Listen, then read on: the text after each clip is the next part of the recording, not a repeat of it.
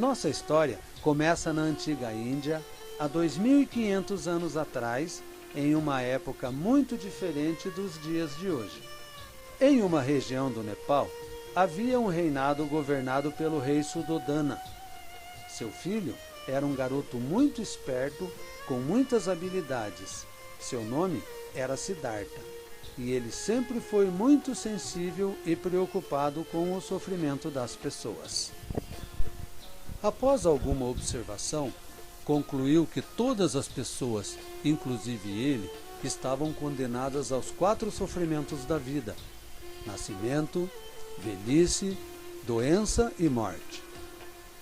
Após muita procura e profunda meditação, Siddhartha alcançou o domínio sobre a natureza mística da vida e a consciência de que poderia desenvolver uma condição de vida ilimitada. Após a iluminação para a verdade da vida, Siddhartha passou a ser chamado de Sakyamuni, o sábio dos Sakya. Sakyamuni expôs seus ensinos por vários anos, e o mais importante deles foi chamado de o Sutra de Lótus, no qual deixou o caminho para alcançar o estado de Buda. Porém, não o explicou durante sua vida, porque as pessoas não estavam preparadas para compreender o profundo significado para o que ele havia despertado. No final de sua vida, Sakyamuni predisse que, 2.500 anos após sua morte, surgiria um Buda que revelaria a essência do seu ensino máximo, o Sutra de Lótus. E este ensino conduziria todas as pessoas à verdadeira felicidade.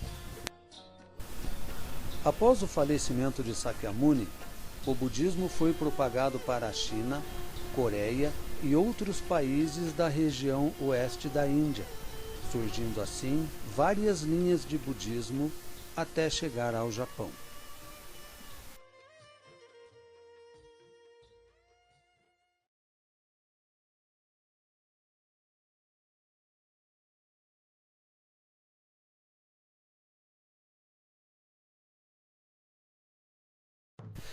Assim como Sakyamuni havia predito, no 5º período de 500 anos após sua morte, nasce em Kominato, no Japão, Zenitmaru.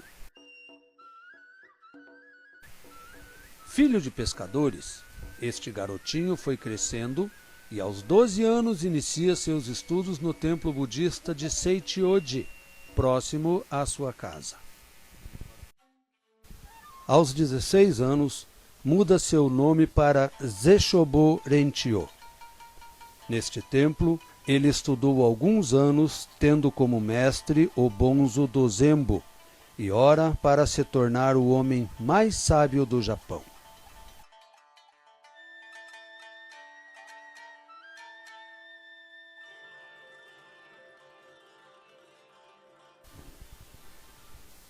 Então, ele continua estudando por muitos anos e por várias regiões do Japão.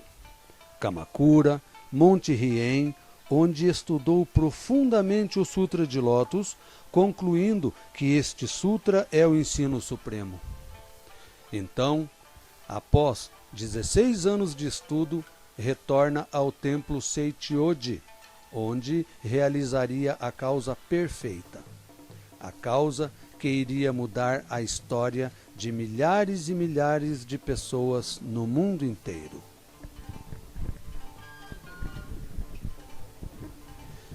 Ao meio-dia do dia 28 de abril de 1253, com 32 anos de idade, ele recita pela primeira vez o Nam-myoho Renge-kyo.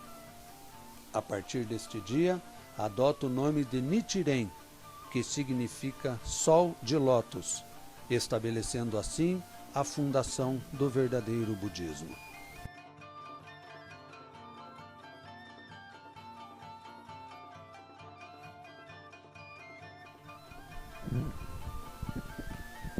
Com o intuito de ensinar o caminho da felicidade para as pessoas de todo o Japão, nesta época houve um grande movimento de propagação do verdadeiro budismo. Entre as muitas pessoas que se converteram estavam o jovem Nico, os irmãos Ikegami e o samurai Shijo, que seriam importantes discípulos de Nichiren.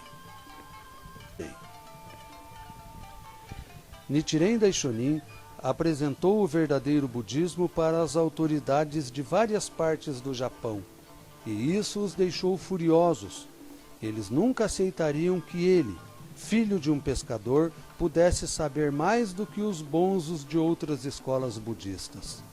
Começaria assim a série de perseguições que durariam longos anos contra Nichiren e seus discípulos. Matsubagayatsu foi a primeira delas, quando vários seguidores da seita Jodo atacaram e incendiaram a casa onde Nichiren Daishonin vivia, e em 12 de maio de 1261, o governante de Kamakura ordena que Nichiren seja enviado à península de Izu, onde ficou exilado até fevereiro de 1263, quando então retorna a Kamakura. Em 1268, diante da possibilidade de uma invasão estrangeira, Nichiren Daishonin decide que é hora de alertar novamente os governantes e escreve 11 cartas a eles, onde ele adverte que a causa do sofrimento das pessoas era porque os governantes não aceitavam o verdadeiro budismo de Nichiren Daishonin.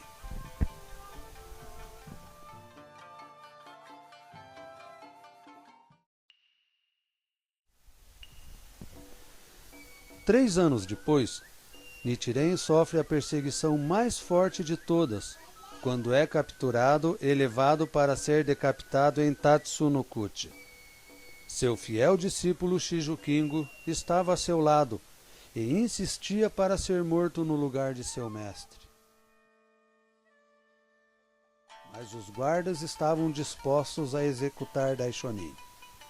Porém, na hora da execução, um objeto luminoso apareceu no céu e amedrontou os guardas, que assim desistiram da execução.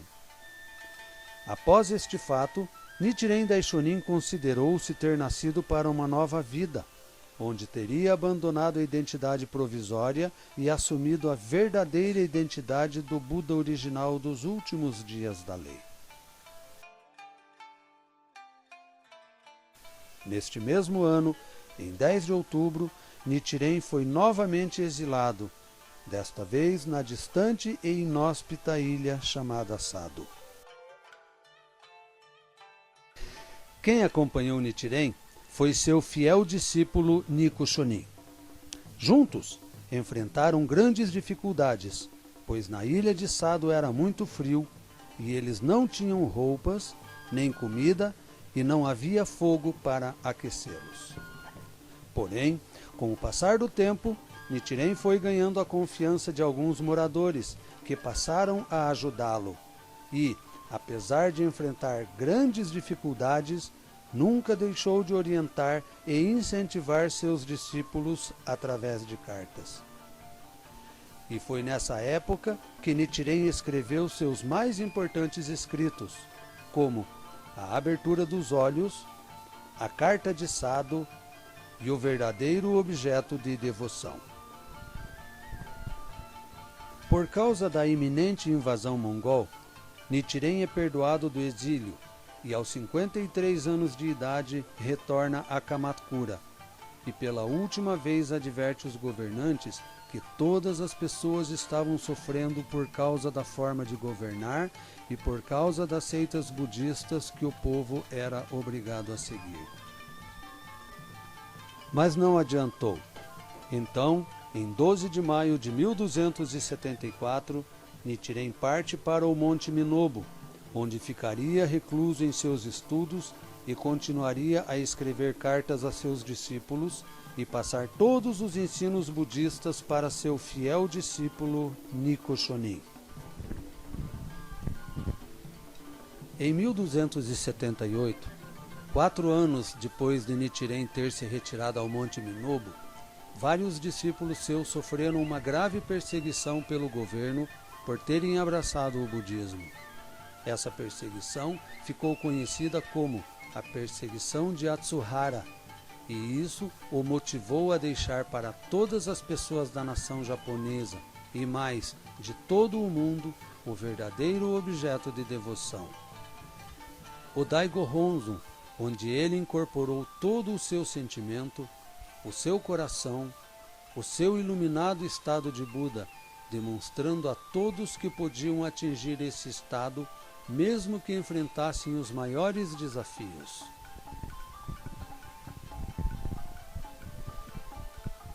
Três anos depois, em 1282, deixa o Monte Minobu e viaja para a casa de seus grandes discípulos, os irmãos Munenaga, e escreve o documento de transferência de Minobu, onde passa toda a responsabilidade de proteger e propagar o budismo Nichiren a seu fiel discípulo Nico Shonin. Em 13 de outubro daquele mesmo ano, em 1282, Nichiren Daishonin falece serenamente na casa dos irmãos Munenaga, deixando assim para toda a humanidade o maior ensino já descoberto para a felicidade de todas as pessoas, o budismo de Nichiren Daishonin. Legal! Então é assim que o Nichiren recitou no meu Rinnegan pela primeira vez e escreveu borroso. Que história maneira! Eu vou contar para os meus amigos. Até mais, galera! Nos veremos em breve!